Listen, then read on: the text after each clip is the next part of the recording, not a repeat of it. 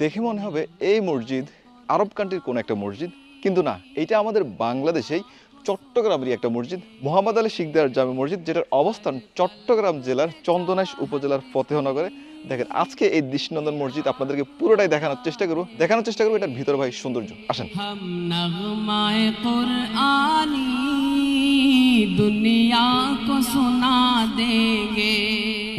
1800 শতকের পরবর্তী সময়ে মোহাম্মদ আলী শিকদার ফতেহনগর গ্রামের গোড়াপত্তন করেন। পরবর্তীতে শিকদার পরিবারের ওবায়দুল্লাহ এই মসজিদটি প্রতিষ্ঠা করেন। যদিও বর্তমান যে রূপ দেখতে পাচ্ছেন এইটা প্রতিষ্ঠা করা হয় 2014 থেকে 2020 সালের মধ্যবর্তী সময় প্রায় 15 কোটি টাকা খরচে। আর এর পেছনে বিশেষ অবদান রয়েছে জিয়াউদ্দিন আদিল ও সালমা খানমের।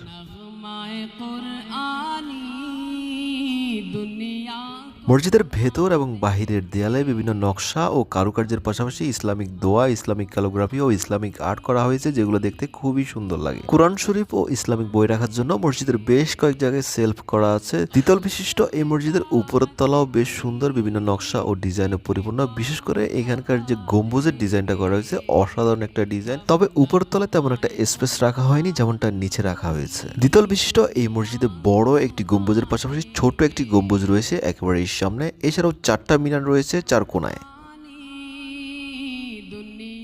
মসজিদের পুকুরের পেছনে রয়েছে খুব সুন্দর একটা অজুখানা। এছাড়াও বেশ কয়েক জায়গায় আমরা ফুলের বাগানও দেখতে পাই মসজিদের আশেপাশে। চট্টগ্রাম জেলার এই মসজিদ আপনাদের কাছে কেমন লাগছে কমেন্ট করে জানতে পারেন। ভালো লাগলে শেয়ার করে দিতে পারেন। পেজ হলে ফলো করে রাখুন, চ্যানেল হলে সাবস্ক্রাইব করে রাখুন। বিদায় নিচ্ছি, আসসালামু আলাইকুম।